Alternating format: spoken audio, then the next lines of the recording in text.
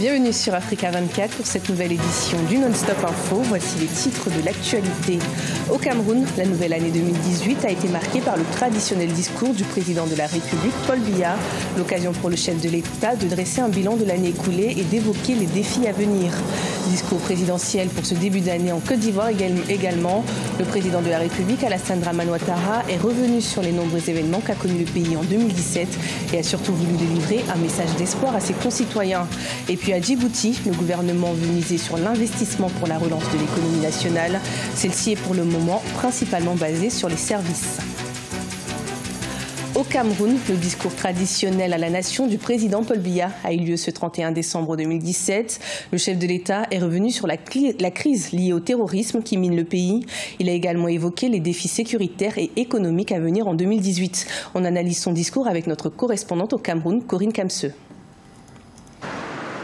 Le discours du président camerounais à la nation qui dresse le bilan et les perspectives du pays ce 31 décembre 2017 a réaffirmé la volonté du gouvernement à poursuivre la consolidation de l'unité nationale mise à mal ces derniers mois par la crise dite anglophone et les défis sécuritaires aux frontières. À côté des mesures entreprises pour juguler cette crise, Paul Biya, qui s'est dit disposé à dialoguer dans un cadre de l'égalité républicaine, s'active toujours pour des solutions durables.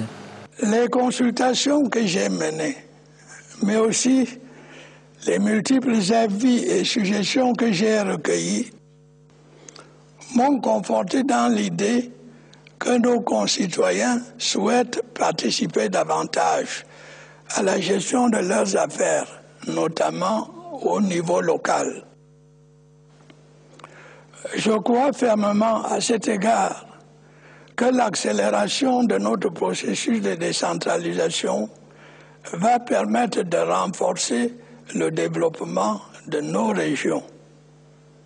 J'ai, dans cette optique, prescrit la mise en œuvre des mesures nécessaires pour concrétiser rapidement cette réforme majeure.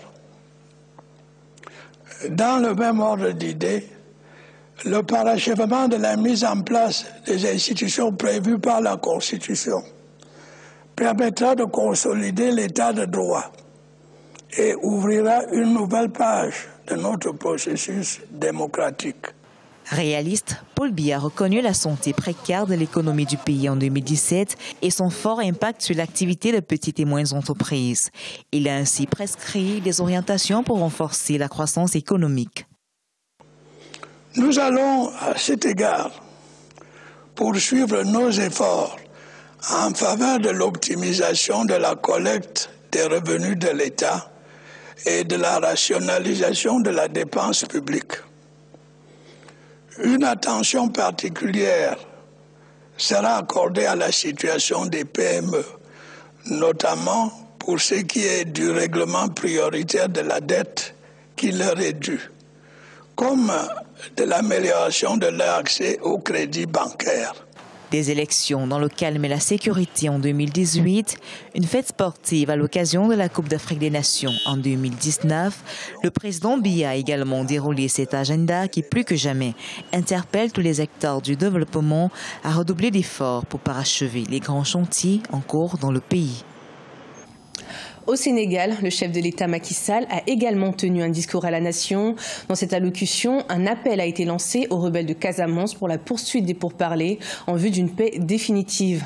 À noter qu'une rencontre entre le gouvernement sénégalais et le MFDC a eu lieu en octobre 2017. Nous allons écouter un extrait du discours du chef de l'État Macky Sall. Pour ma part, je reste disponible et ouvert à toutes et à tous sur le chemin qui nous mène vers notre destin commun dans l'unité et la paix. Voilà pourquoi je lance à nouveau un appel solennel à tous nos compatriotes du MFDC pour la consolidation de la paix. Consolidons la paix car nos progrès sont déjà substantiels par le dialogue confiant que nous avons poursuivi toutes ces années avec le soutien constant des facilitateurs que je salue et apprécie. Consolidons la paix pour que les mesures d'accompagnement déjà initiées par le gouvernement soient confortées et produisent leur plein effet. Consolidons la paix parce qu'une meilleure prise en charge des besoins de développement dans l'équité territoriale et la justice sociale s'offre à nous. En Côte d'Ivoire, le président de la République, Alassane Dramane Ouattara, s'est également adressé à la nation avec les différents événements qu'a connus le pays, notamment les mutineries militaires ou encore la chute des cours des matières premières. Le chef de l'État a surtout adressé un message d'espoir à la nation ivoirienne. On fait le point avec notre correspondant en Côte d'Ivoire, Olivier Conan. Vers une Côte d'Ivoire plus forte et prospère, c'est le vœu du président Alassane Ouattara pour les Ivoiriens.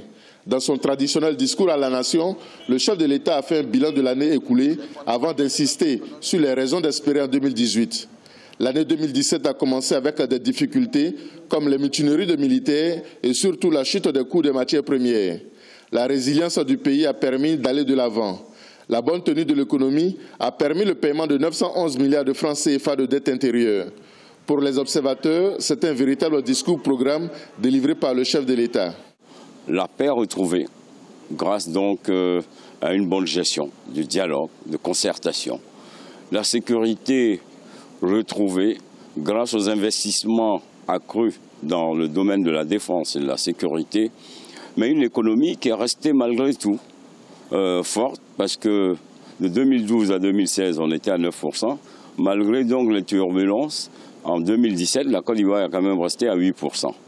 Au plan politique, l'année 2018 s'annonce très animée avec la tenue des élections municipales et régionales.